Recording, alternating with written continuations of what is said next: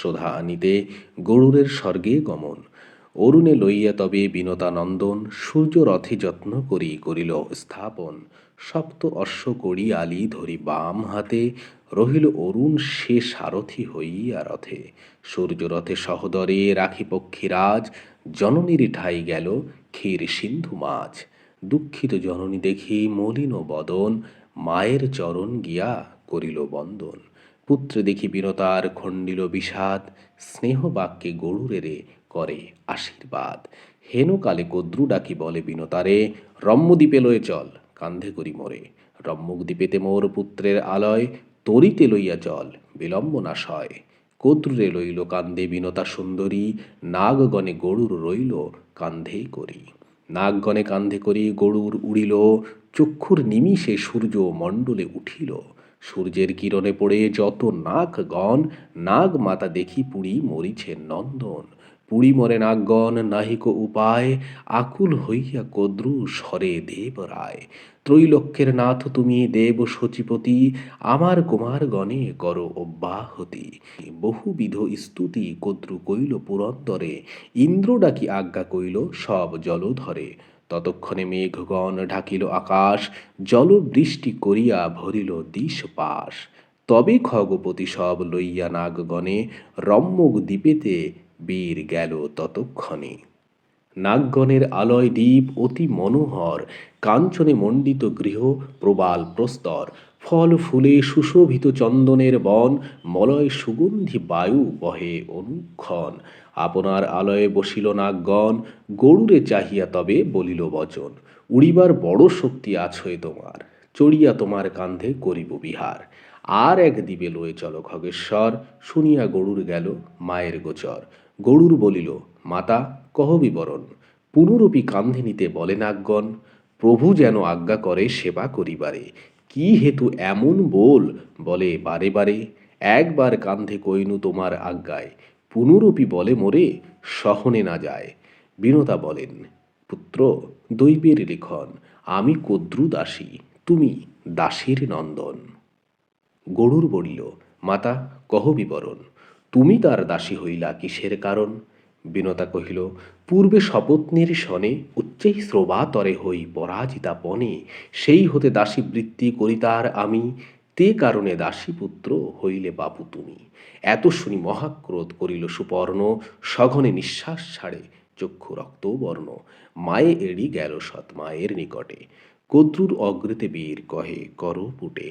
আজ্ঞা করো জননী গো, করি নিবেদন, কি মতে মায়ের হয় দাসিত্ব মোচন। কদ্রু বলে, মুক্ত যদি করিবে জননী, সুরলোক হইতে সুধা মোরে দেহ আনি। তাহা শুনি খগবর আনন্দিত অতি, মায়ের নিকটে বীর গেল শীঘ্র গতি। যা বলিল সৎমাতা মায়েরে কহিল, না ভাবিও আর, দুঃখ অবসান হইল। এখনই আনিব সুধা চক্ষু পালটিতে, ক্ষুধায় উদর জলে দেহ কিছু খেতে। জননী বলিল, যাহ সমুদ্রের তীরে, খাও গিয়া যত বৈশে নিষাদ নগরে। কিন্তু কহিতাহে এক দ্বিজবর আছে, বুঝিয়া খাইবে বাপু, দ্বিজে খাও পাছে। অবদ্ধ ব্রাহ্মণ জাতি কহিনু তোমারে, ক্ষুধায় আকুল বাছা খাও পাছে তারে। অগ্নি সূর্য বিষ হইতে আছে প্রতিকার, ব্রাহ্মণের ক্রোধে বাছা নাহিক নিস্তার। গরুর বলিল, যদি তাদৃশ ব্রাহ্মণ, কিবা চিহ্ন ধরে দ্বিজ, কেমন লক্ষণ।